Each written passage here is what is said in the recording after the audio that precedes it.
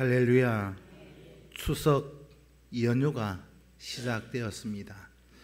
추석을 맞이해서 어디를 가든지 오든지 무탈하게 잘 다녀올 수 있기를 기도하시면서 연휴를 잘 보내실 수 있기를 부탁을 드립니다. 오늘 우리가 살아가는 모습은 믿지 않는 사람들과 다르다, 그렇게 생각하십니까? 진짜요? 오늘 저와 여러분들은 세상 사람들과 예수 믿지 않는 사람들과 나는 뭔가 좀 다르다, 확실히 다르다, 맞습니까? 근데 주변 사람들이 볼 때, 우리 가족들이 추석을 맞이해서 자녀들이 오고 누가 올지라도 나는 그렇게 생각하는데, 우리 주변 사람들이 볼 때, 야, 이 사람은 예수 믿는 사람답게, 야, 뭔가 다르다, 세상 사람들과는 다르다, 이런 평가 받을 자신이 있으십니까? 아멘. 그런 평가를 받아야 됩니다.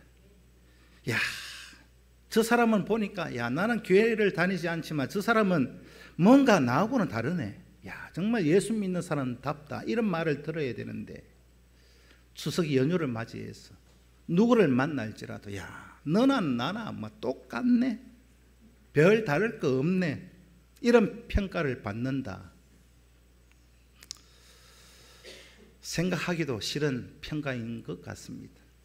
나의 생각도 중요하지만은 옆에 있는 사람들이, 주변 사람들이 나를 볼 때 뭔가 다르다고 평가를 할지, 아니면 너나 나나 차이가 없네, 그렇게 생각할지, 그것도 굉장히 중요하다는 사실입니다. 오늘 우리가 나도 다르다고 생각할 뿐만이 아니라 주변 사람들도, 특별히 우리 자녀들, 야, 정말 우리 아버지, 우리 어머니는 예수 믿는다, 야, 정말 다르다, 그런 평가 꼭 얻으실 수 있기를 축복합니다.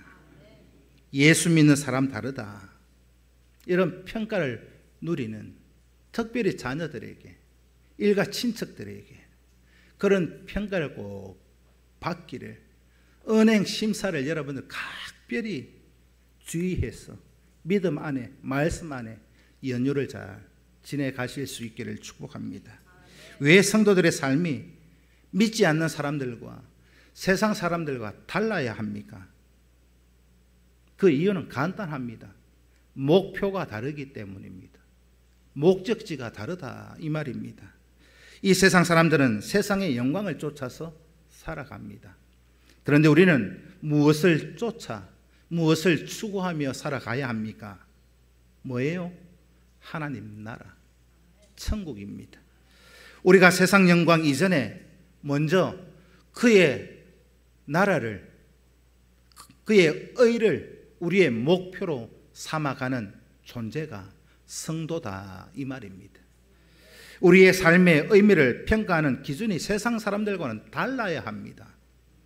세상 사람들은 세상의 영광을 따라갈지라도 우리는 말씀을 따라 살아가는 존재들이지 않습니까? 기준이 다르고 목적지가 다르니까 우리가 살아가는 삶의 모습이 당연히 달라야 하는 게 마땅한 것 아니겠습니까? 그런데 주변 사람들이 볼 때 우리의 삶의 모습이 그렇지 못하다 한다면 우리의 신앙의 믿음 생활에 근본적인 것을 들여다 볼 수 있어야 합니다. 나는 교회를 다니고 믿음 있는데 왜 주변 사람들은 나를, 왜 너나 나나 똑같다, 왜 이렇게 평가를 할까? 나 자신을 돌아보아야 한다는 말입니다. 오늘 본문은 하나의 사건을 말씀하고 있는데, 그 하나의 사건 속에서 극단적으로 양면성을 보여주고 있는 본문의 내용입니다. 한편에서 보면 소돔 고모라가 심판을 받아서 멸망을 받는 사건을 기록하고 있고, 또 한 면은 심판의 멸망 가운데에서도 하나님의 특별한 간섭하심과 인도하심으로 거기에서 건짐을 받고 구원을 받는 사건이 기록되어져 있습니다. 하나님께서는 거역할 수 없는, 어찌 보면 강제적인 수단을 동원해서 롯을 거기에서 끄집어내고 있더라는 거죠. 구원했다는 말입니다. 이런 하나님의 행동을 우리는 하나님의 강권적인 은혜라 그렇게 말합니다. 다르게 표현하면 하나님의 그 은혜에 우리는 저항할 수 없다. 그래서 칼빈의 5대 교리를 우리가 목사들이 얘기할 때 이 강권적인 은혜를 어떻게 얘기하느냐? 여기 있죠. 여기 뭐라고요? 불가항력적 은혜다. 내가 어떻게 할 수 없는 은혜. 우리가 이 하나님의 은혜 앞에 저항할 수 없는 은혜로 하나님께서 우리를 구원해 주신다. 믿으십니까? 강권적인 은혜, 불가항력적인 은혜로 우리를 구원하십니다. 오늘 본문의 결론도 보면 하나님께서 불가항력적인 은혜로 롯을 멸망하는 가운데에서도 끄집어내시는 것을 기록해 놓았습니다. 오늘 본문 12절부터 23절까지의 말씀은 롯을 구출해내는 그 모든 여정을 기록해 놓았습니다. 본문에서 소돔성을 멸망시키겠다 하셨지요. 그 멸망시키는 이유는 소돔성의 죄악이 너무 커서, 죄악이 이제는 너무 이제 더 이상 나갈 수 없는 그게 막다른 길까지 갔기 때문에 하나님께서는 이제는 두고 볼 수 없다. 이 지경에 이르렀다. 그러면서 롯에게 어떻게 행동하라고 말씀하고 있습니까? 소돔성을 멸망시키시면서 롯에게 명령하신 게 있어요. 그게 뭐냐? 너와 이제 모든 가족들을 성 밖으로 다 이끌어내라 하셨습니다. 멸망당할 이 소돔 성을 벗어나서 생명을 보존하라고 너와 너의 모든 가족들을 다 밖으로 내보내라 하셨습니다. 멸망 가운데에서 롯과 그의 가족들이 구원받을 수 있는 유일한 길을 하나님이 천사를 보내서 가르쳐주고 계십니다. 오늘 이 본문을 보면서도 세상은 악으로 그렇게 살아갈지라도, 심판 중에 멸망당할지라도 믿음 지킨 자, 하나님 앞에 그 말씀대로 순종하는 자, 그를 하나님은 불가항력적 은혜로 끄집어내신다. 믿으십니까? 마지막 때도 마찬가지입니다. 주님 재림하실 그때도 마찬가지란 말이죠. 하나님은 성경을 보면 심판 전에 여러 번 끈질기게 했던 말 또 하고 했던 말 또 하고 계속해서 경고하셨습니다. 왜요? 돌이키라고. 선지자를 통해서, 말씀을 통해서 경고하고 또 경고합니다. 우리가 어디 목적지를 정해놓고 길을 갈 때에도 내비게이션을 켜고 가면 그 경로가 벗어나면 계속 얘기하잖아요. 어때요? 그냥 이 길로 가십시오 했는데 12시 방향으로 가라고 내비게이션이 안내했는데 만약에 운전자가 딴 데 들렀다가 가려고 3시 방향으로 가면 계속해서 막 우회전하십시오, 좌회전. 결국은 12시 방향으로 가도록 만들잖아요. 하나님도 그렇게 하셨어요. 끈질기게 막 귀에 딱지가 않도록 그래 살지 마라, 돌이켜라, 회개해라. 수없이 많은 선지자 보내서 그렇게 했는데 하지 않았기 때문에. 오늘 저와 여러분 하나님의 말씀에 귀를 기울여서 구원의 길을 꼭 걸어가실 수 있기를 축복합니다. 하나님은 지금 이 시간도 말씀을 통해서, 성령을 통해서 우리에게 꾸준히 구원의 길을 알려주고 들려주고 깨닫게 하십니다. 그 소리에 귀를 기울이고 말씀을 따라 구원의 길로 가는 저와 여러분들이 꼭 되셔야 하지 않겠습니까? 하나님의 심판을 전하는 롯의 말을 들은 사람들, 그 가족들, 어떻게 반응했는가 오늘 본문에 상세히 기록하고 있습니다. 오늘 본문에 보면 롯이 이 천사들이 전해준 이 성에서 빨리 떠나라 이 명령을 받고 가족들에게 전했어요. 또 사위들에게 가서 이 소식을 전했습니다. 그런데 오늘 본문에 보면 사위들이요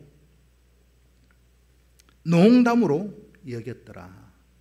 아유 뭐 장인어른 뭐 농담을 그리 하십니까? 여기서 사위들이 농담으로 여겼다라고 하는 말은 비웃다, 조롱하다 그런 뜻입니다. 농담으로 여겼다. 비웃고 있는 거야. 아이고 장인 치매가 왔어요. 뭐 희한한 소리를 하십니까? 그러고 있다는 거예요.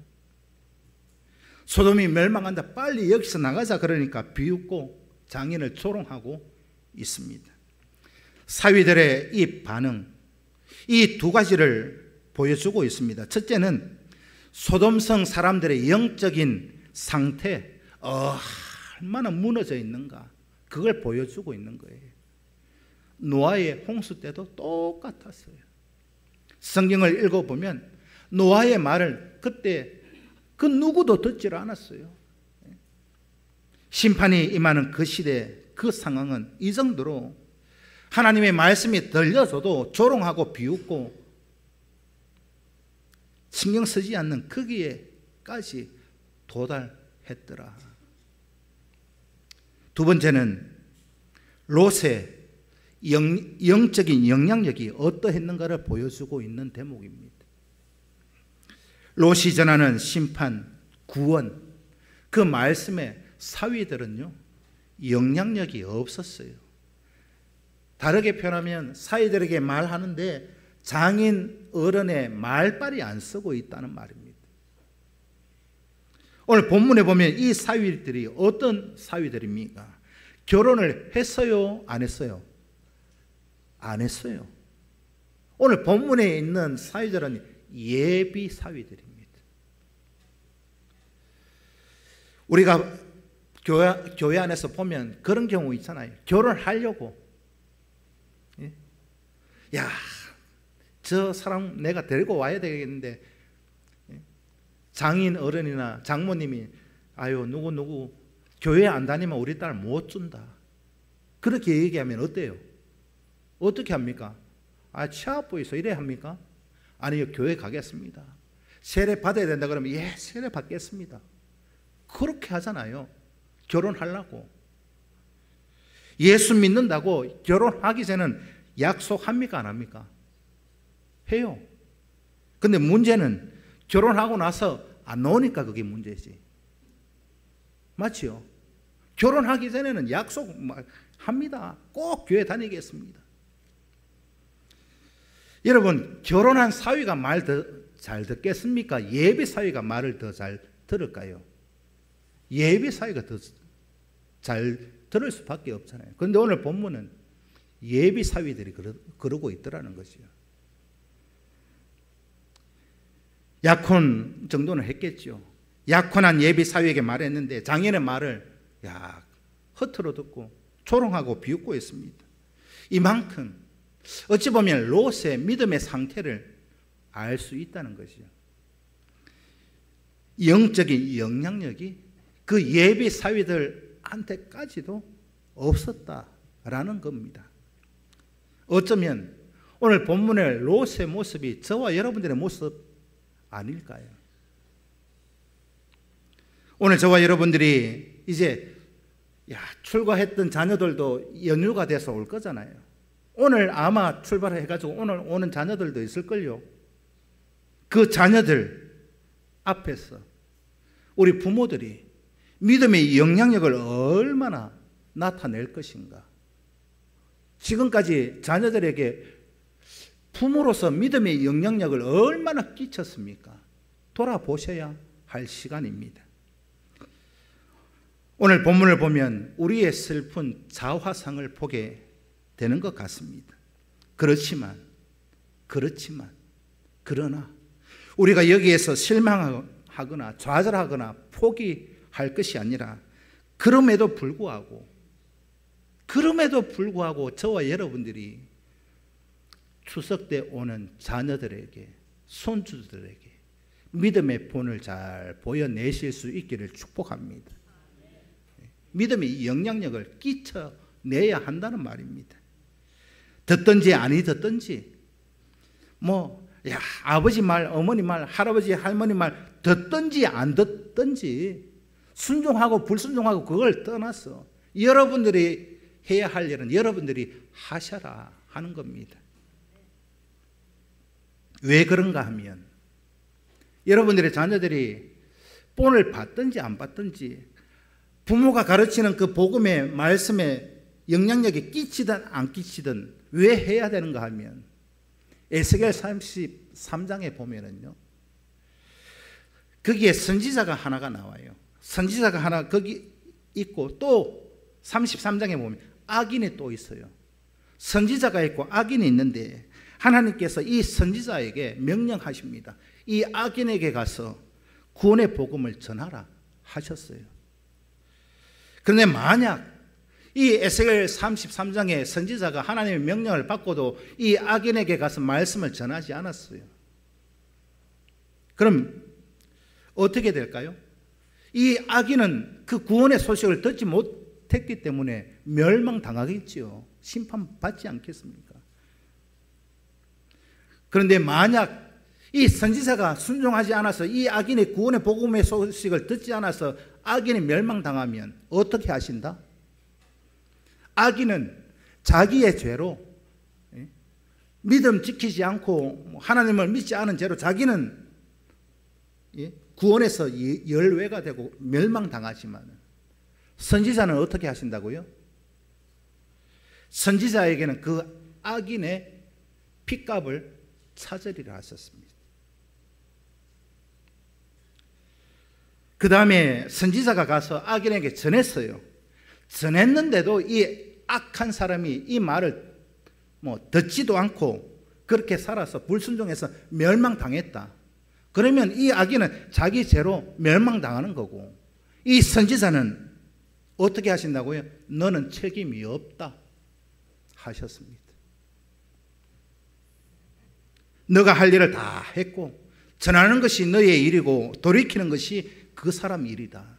그렇다면 우리는 오늘 들었죠? 가서 전하십시오. 전해야 책임을 우리가 다 하는 겁니다. 오늘 저와 여러분 마찬가지입니다. 추석 연휴 때 뭘 하실래요? 지난 주일 오후 때 헌신 예배 하면서 뭐라 하던가요? 언제 결혼할래? 직장 언제 들어가? 그런 거 묻지 말고 주일 성수 잘하고 있느냐? 믿음 잘 지키고 있느냐? 저 멀리 떨어져 있는 자녀들 모르잖아요. 갔는지 안 갔는지 어떻게 24시간 감시할 수도 없고, 야, 너 11조 생활하냐? 감사 생활하냐? 가르쳐야죠. 이 모든 사명을 성실히 감당하실 수 있기를 축복합니다. 창세기 19장 16절 말씀을 읽습니다. 시작.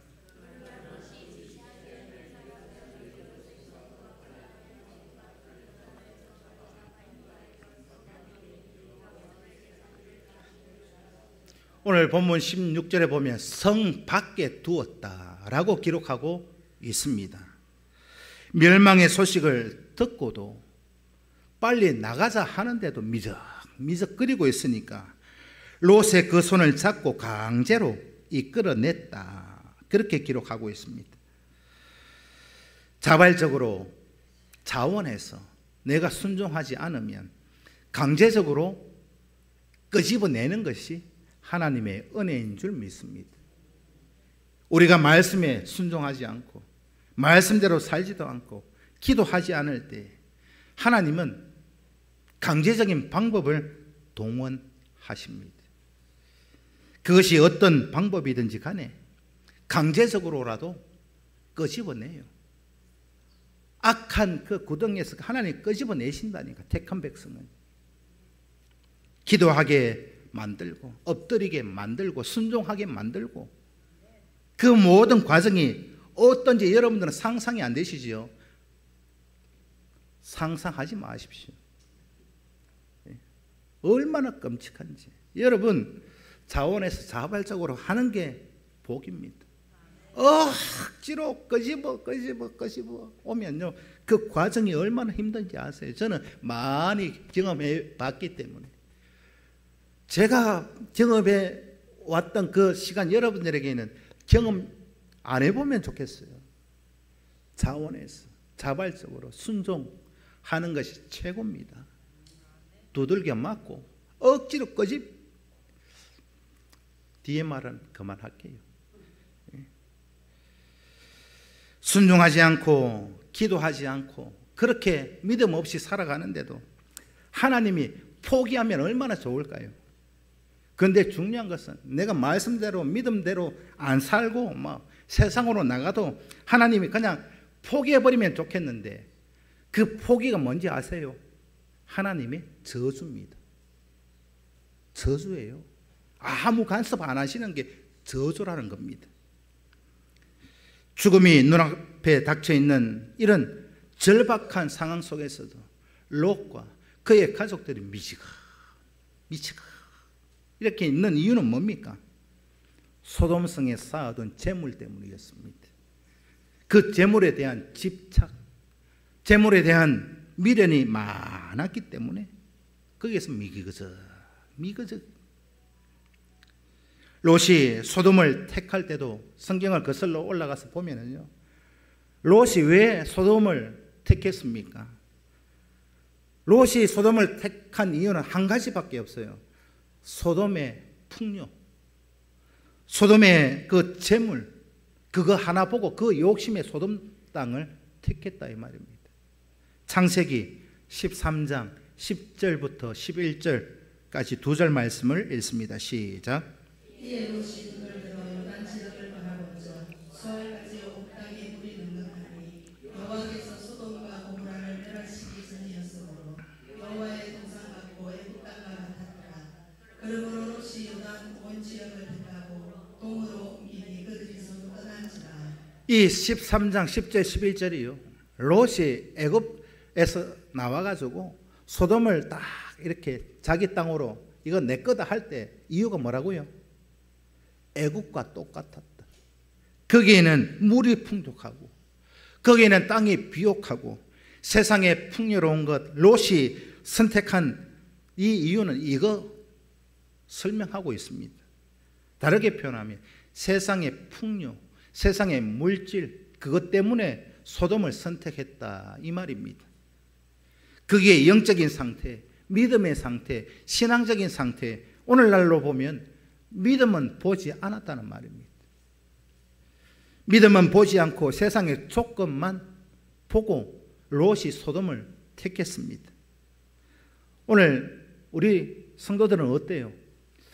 자녀들 결혼을 시킬 때, 아니면 직장을 구할 때, 본인에게도 해당될 수 있습니다. 특별히 자녀들, 누구 배우자를 딱 만나야 되는데 믿음을 보십니까? 세상의 조건 보십니까? 어떤 걸 먼저 보십니까? 답은 하지 마이소. 롯은 지금 소돔을 택할 때 믿음 보지 않았어요. 며느리를 보든지 사위를 보든지 또 자녀들이 어떤 직장을 선택할 때 여러분 믿음이 우선입니까? 세상의 조건, 연봉이 우선입니까? 답하지 마이소.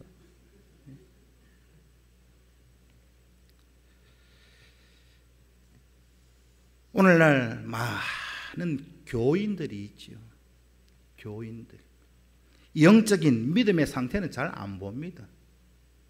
믿음은 다 있든지 없든지 있으면 좋고 없어도 그만이고 세상의 조건만, 세상의 풍요만 보고 있는 분들이 참 많습니다. 우리가 하나님의 인도하심에 순종하지 못하는 가장 큰 이유가 뭘까 생각해 보면 죄로 물든 탐욕, 재물의 욕심, 그게 우리가 하나님 말씀에 순종하지 못하도록 만들더라.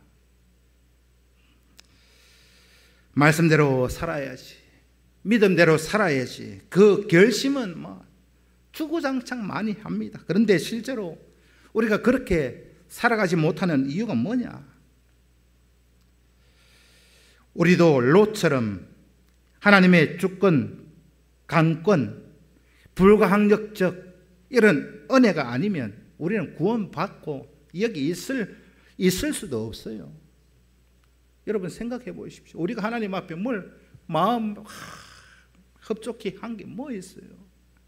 오늘 새벽 설교 때도 그 말씀 드렸는데, 믿음에 철든 자식이 되어야 되지 않겠습니까? 성령이 우리를 이렇게 세상으로 가려고 하는데도 오늘 이 연휴에 멀리 안 가고 여기 데려다 놓은 이유가 뭘까요? 하나님이 억지로 여기 데려다 놨다니까요. 예? 아멘 좀 해보이소. 예? 다른 사람들은 제주도로 동남아로 어디 여행 간다고 막 그래 가니까 하나님 못 가게 만들어 버려 놨잖아요. 지금 공항 공사 지금 파업한다고 비행기가 못 떠요. 하나님의 은혜인 줄로 저는 믿습니다. 예. 우리는 언제든지 죄에 빠질 수밖에 없는 존재들이지 않습니까?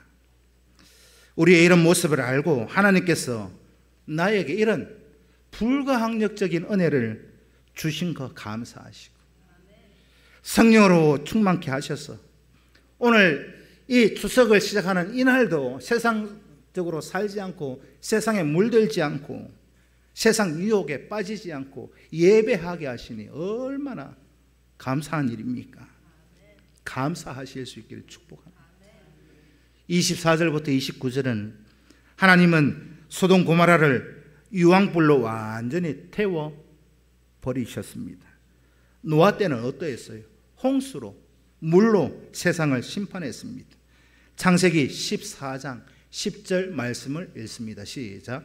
시핀 무자에게는 혁정구덩이가 많은지라 소돔 왕과 고모라 왕이 살아날 때에 그들이 눈이 빠지고 그 나머지는 산으로 도망하네. 이 창세기 14장 10절에 보면 역청 구덩이 돼 있죠. 역청이 뭐예요? 역청. 예? 쉽게 말씀을 드리면요, 오늘날로 이 역청이 뭐냐? 석유, 원유 있잖아요. 휘발유, 경유 뽑기 전에 원유, 뽑아내는 원유, 시커먼 원유, 그게 역청입니다. 원유가 얼마나 많은지, 우리가 석유 탐사할 때 몇백 미터, 몇 킬로 들어가잖아요. 그런데 얼마나 많았으면 그게 솟아나와가지고 구덩이가 생기고 그 위에 땅 위에 흘러 있었어요. 얼마나 많은지 고여 있을 정도로. 이 땅이 소돔 땅, 고모라 땅입니다. 그런데 석유가 땅에 저수지처럼 고여 있는 그 지역에 하늘에서 뭐가 떨어져요? 유황불이 떨어졌어요. 소나기처럼 쏟아지면 어떻게 되겠습니까? 하늘의 불과 땅의 불이 붙었으니 이 둘이 합쳐져 가지고 얼마나 탈지 여러분들 한번 충분히 상상이 되잖아요. 노아 홍수 때도 어떻게 하셨어요? 하나님이 하늘에서 비만 내렸나요? 아니요. 땅에 샘이 터지겠어요. 노아 홍수 때도 밑에서도 터지고 하늘에서도 쏟아지고 물로 심판받을 때, 불로 심판받을 때도 마찬가지였다라는 것입니다. 소돔 고모라 이 땅이 불로 심판당할 때 그 당시를 이렇게 설명하면 여러분들 쉽게 이해가 되실 거예요. 우리가 경산에서 하양 이렇게 가다 보면, 가톨릭대 가다 보면 경일대 있고 가다 보면 흰 드럼통 같은 하얀 단지가 있어요. 얼마나 큰 몇만 평 돼요. 그게 뭔지 아세요? 유류 저장 탱크입니다. 그게 국가 보안 시설이에요. 거기는 총 들고 지킵니다. 예? 아무나 들어갔다가는 총 맞아요. 거기에 미사일이 떨어졌다고 한번 생각해 보십시오. 휘발유 경유 그 석유 단지에 유료 저장 탱크에 미사일이 떨어지면 거기 살아날 사람이 누가 있어요? 꼭 그렇다 이 말입니다. 소돔 고모라 땅이. 그만큼 소돔 고모라를 완전히 하나님 태워버렸습니다. 소돔 고모라가 얼마나 완벽하게 멸망했는지 알 수 있는 것이 그 흔적이 지금도 그대로 남아 있어요. 성지순례 가보고 싶지요? 예? 거기 가면요, 지금도 그 소돔 고모라 땅이 불로 심판할 때의 지역이 오늘날로 지도를 찾아보면 사해 지역입니다. 사해 지역. 이스라엘 옆에 사해 지역. 그 해수면이요, 이 지표면보다 뭐 그냥 몇 미터 낮은 게 아니에요. 몇백 미터 땅이 푹 꺼져 있어요. 그만큼 심판이요, 불의 심판이 지금까지 그 흔적이 남아있을 정도로. 앞에 창세기 13장 10절 말씀 거기에서 읽은 대로 소돔은 원래 물이 풍부하고 비옥한 땅이었습니다. 롯은 가장 안전하고 가장 비옥한 땅을 선택했습니다. 인간적인 면으로, 세상적인 기준으로 보면 손색이 없는 가장 좋은 땅을 롯이 선택했어요. 그러나 사람이 보기에 야, 이만하면 됐다 싶은데도 거기에 죄가 번성하면 그곳이 어디든지 간에 안전은 보장되지 않습니다. 왜냐하면 하나님은 죄를 심판하시기 때문에. 하나님을 대적하는 그 불순종의 자리에서 돌아서서 하나님의 은혜의 울타리 안에 들어가 살아가는 것이 가장 안전한 겁니다. 믿음을 무시하고 말씀을 무시하고 영적인 것 무시하고 세상 조건만 바라보고 달려가 보십시오. 달려가 보십시오. 그곳은 안전하지 않습니다. 안전하지 않아요. 제가 살아보니까 제 경험상 그래요. 하나님의 심판이 임하는 가장 위험한 곳이 어딘지 아십니까? 세상입니다. 교회 안에도, 교회 안에 오면 여기가 안전할 것 같아요? 아니요.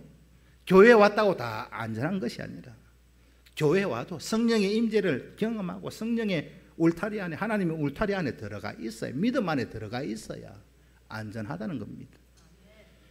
하나님이 보호하시는 곳이 가장 안전한 곳인 줄 믿습니다. 오늘 본문 26절에 보면 롯의 아내는 왜 구원받지 못했습니까? 뭐예요? 뒤를 돌아보았기 때문에. 구원받지 못하고 뭐가 되어요? 소금 기둥이 되었더라. 17절에서 하나님께서 어떻게 행동해야 하는가 구체적으로 가르쳐 주셨습니다. 강제로 손을 잡아가지고 성 밖에 끌어내고 그 다음에 끄집어낸 다음에 하나님이 이거 하지 마라 하셨는데 그거 불순종했어요. 오늘 그것이 창세기 19장 17절입니다. 함께 읽습니다. 시작. 그 사람들이 그들을 밖으로 이끌어낸 후에 이르되 도망하여 생명을 보존하라. 들어가 보거나 길에 머물지 말고 산으로 도망하여 멸망함을 면하라. 뒤를 돌아보거나 들에 머물지 말고 산으로 도망가라 하셨는데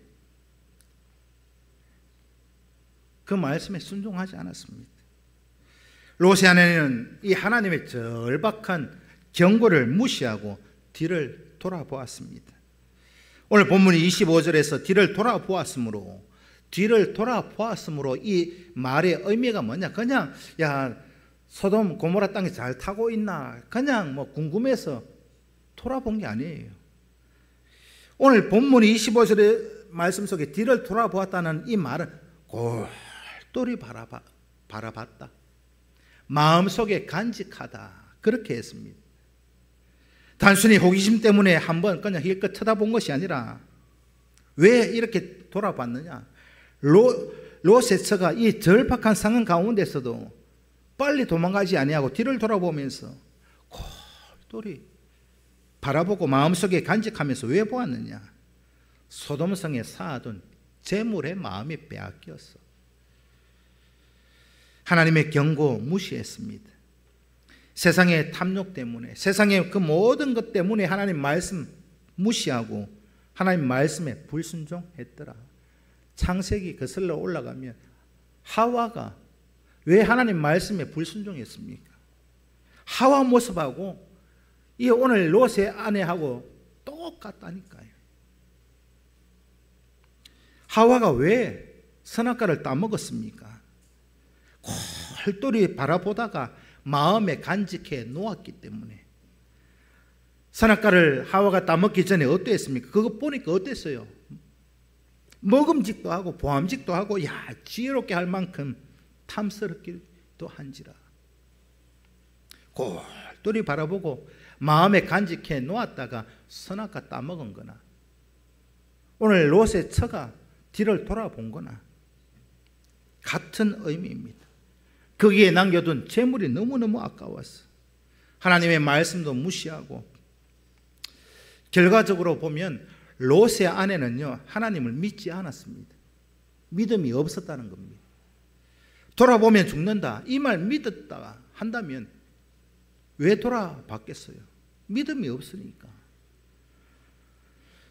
롯의 아내처럼 하나님을 믿지 않고 불순종하는 사람 구원에서 제외됩니다. 이건 제가 100% 확신합니다. 왜? 성경에 그대로 기록해 놓았으니까. 하나님을 믿지 않고 말씀대로 살지 않는 사람들 100% 멸망당합니다. 심판당합니다. 하나님 말씀이에요.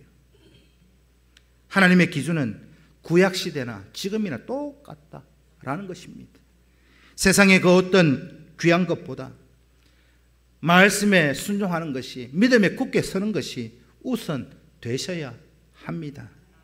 그것이 우리가 살 길이고 생명의 길이고 구원의 길입니다. 롯이 구원받는데 중요한 역할을 한 사람이 있어요. 그가 누굽니까? 아브라함입니다.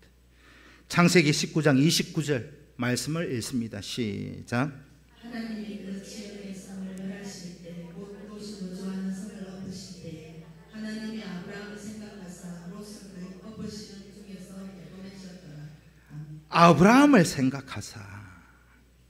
아브라함의 기도가 결정적인 역할을 했다. 그렇게 기록해 놓았습니다.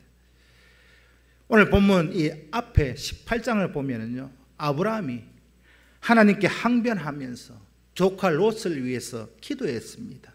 창세기 18장 22절 23절 읽습니다. 시작. 그 사람들이 거기서나 소돔으로 향하여 가고 아브라함은 여호와의 그대로 섰더니 아브라함이 가까이 나아가 이르되 주께서 이들 악인과 함께 멸하를 하시나이다. 아브라함이 하나님 앞에 기도한 내용이에요. 조카 롯은 상속자로 아브라함을 따라왔잖아요. 죽으면 안 됩니다. 삼촌으로서 조카 롯이 죽으면은요 얼마나 죄책감이 크겠습니까? 데려왔는데 그러니까 하나님 앞에 항변하면서 기도하고 있다는 것이요. 뭐라고 기도합니까? 주께서 의인을 악인과 함께 도매금으로 같이 심판하시겠습니까? 멸망시키시겠습니까? 그 다음에 기도가 뭐예요? 뒤에 보면 의인 50이 있으면, 의인 40이 있으면, 내려가다가 의인 10명이 있으면, 그리고 나서 또 하나님 앞에 기도하던 그 자리에 또 가서 지난 밤에 잠 한숨 못 자고 그 다음날 또 기도하던 그 자리에 가서 또 하나님 앞에 갔습니다. 아브라함이 그 자리에 가서 소돔성을 향해 멀끄러미 보고 있습니다. 왜 아브라함이 거기 갔을까요? 누구 때문에? 롯 때문에. 롯 때문에 하나님 앞에 기도했고 소돔성이 멸망당했는지 불타고 있는지 거기서 롯이 구원받았는지 마음이 졸여가지고 지난 밤도 한숨 못 자고 해가 뜨자마자 일찍이 나와서 보고 있습니다. 아브라함의 마음은 완전히 불타 있는 소돔성에 있는 롯에게 있었습니다. 그런데 하나님은 그런 아브라함을 생각하사 롯을 심판 가운데 구원하셨다 기록해 놓았습니다. 우리가 기도하면 역사하시는 분은 하나님이십니다. 우리가 자녀 손들을 위해서 기도해야 되는 이유가 그거예요. 하나님, 우리 자녀 손들에게 이렇게 권면도 하고 경고도 하고 했는데 내 말 안 들어요. 하나님이 역사했어. 성령이 찾아가 하나님 이끌어 달라고 기도해야 되는 이유가 여기에 있습니다. 우리가 기도하면 그 현장에 가셔서 역사하시는 분은 하나님이십니다. 그러니까 우리가 하나님 앞에 기도하는 게 얼마나 남는 장사일까요? 야고보서 5장 16절 말씀을 읽습니다. 시작. 그러므로 너희 죄를 서로 고백하며 병이 낫기를 위하여 서로 기도하라. 너희의 강구는 역사하는 힘이 큼이니라. 믿으십니까? 우리 믿음의 공동체, 여러분들의 가정, 우리 평상교회가 기도로 든든히 세워가기를 소원합니다. 오늘 저와 여러분, 우리 성도들 하나님 앞에 불가항력적인 은혜를 누리기를 원하십니까? 그 은혜에서 벗어나지 마십시오. 다르게 표현하면 믿음 잘 지키시라. 여러분들 자녀 손들에게 믿음의 본을 잘 나타내시라 하는 겁니다. 서로를 위해서, 자녀를 위해서, 자녀는 부모를 위해서 하나님 앞에서 기도하고 믿음의 공동체로 바로 세워가는 것, 이게 추석 연휴를 맞이해서 가장 중요한 겁니다. 야 이놈아, 와 용돈 이거밖에 안 주노 하지 말고, 예? 여러분 다른 건 묻지 마십시오. 주일 성수 잘 하느냐, 기도 열심히 하느냐. 부모 자식 간에 참 좀 그게 있잖아요. 자식은 늘 부모에게 많이 받기를 원하고, 또 부모도 출가시키면 자녀에게 받기를 원하잖아요. 많이 줬다고, 예? 다 한 거 아니에요. 내가 이미 하나님 앞에서 부모에게 받아본들, 뭘 하나 받아본들, 하나님이 주실 거기에 비하면요 이거밖에 안 됩니다.